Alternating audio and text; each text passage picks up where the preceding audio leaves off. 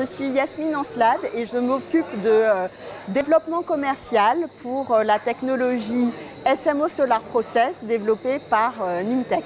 SMO Solar Process, c'est une unité industrielle directement alimentée à l'énergie solaire et qui permet de transformer tout type de déchets carbonés en énergie verte, comme de l'hydrogène vert, mais aussi en produits écologiques utiles qui permettent de séquestrer du CO2 atmosphérique et de lutter contre le réchauffement climatique. Et donc ce sont des produits comme du biochar pour l'agriculture régénératrice, du charbon actif pour filtrer l'eau, filtrer l'air, filtrer les sols, et du carbone black qui est un élément qu'on utilise pour fabriquer les pneus, le tonnerre d'imprimante, enfin des choses qui d'habitude sont faites avec des produits polluants et des procédés polluants. Et nous, on fait tout ça en recyclant le carbone contenu dans les déchets. Ce procédé a été inventé par un brillant chercheur guadeloupéen, monsieur Nicolas Hugolin, qui a plus de 20 brevets à son nom et qui a une capacité à voir les choses autrement et qui, depuis 2009, a travaillé à cette technologie qui est aujourd'hui à un niveau de maturité suffisant pour un déploiement commercial. Donc, comme je disais, c'est une unité industrielle, donc c'est quelque chose d'une certaine taille. Alors, on a un prototype au Maroc. L'entreprise est basée ici, mais on a un prototype au Maroc qui a été présenté à la COP22 en 2016 et qui nous a servi à faire tous nos tests. Et aujourd'hui, on est en phase d'avoir nos premiers déploiements commerciaux. On l'espère bien en Guadeloupe l'année prochaine, mais aussi dans d'autres régions du monde avec qui nous sommes en discussion. Alors en Guadeloupe, nous allons traiter les sargasses. Voilà, parce que pour nous, les sargasses est un déchet tout à fait intéressant.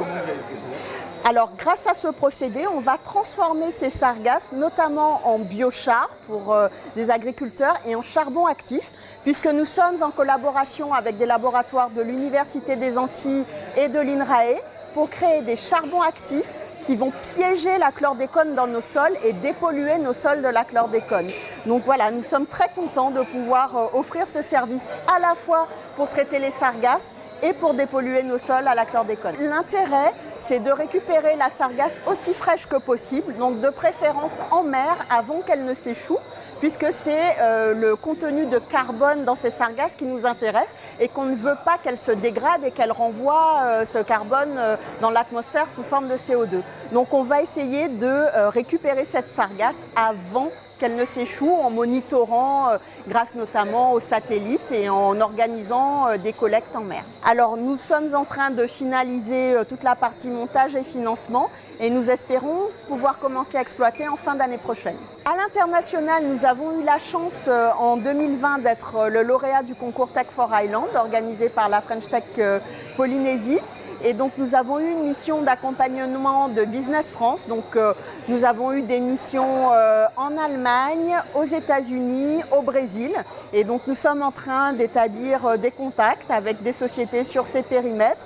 Donc ce sont des processus qui prennent un peu de temps parce que c'est quand même une technologie industrielle.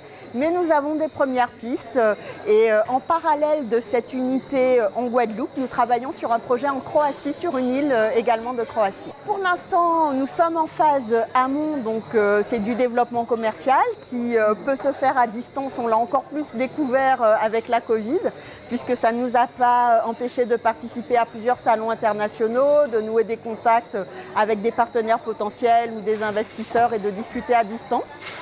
Et puis quand on sera dans une phase plus avancée, notamment pour l'installation d'usines, effectivement ça va se passer sur place, puisque les usines sont aussi des outils de développement local, puisqu'on va installer l'usine là où on produit, on va créer des emplois locaux, des filières locales. Donc on est vraiment sur un projet très complet. On prévoit de créer une trentaine d'emplois en Guadeloupe pour démarrer autour de ce projet. On a un site bien sûr qui s'appelle donc smosolarprocess.com. Alors le site est en anglais pour l'instant parce qu'on travaille beaucoup à l'international, mais il y a une adresse de contact sur le site contact@smosolar.com. Et voilà, nous sommes joignables et nous sommes à l'écoute de ceux qui veulent trouver des solutions pour lutter contre le réchauffement climatique.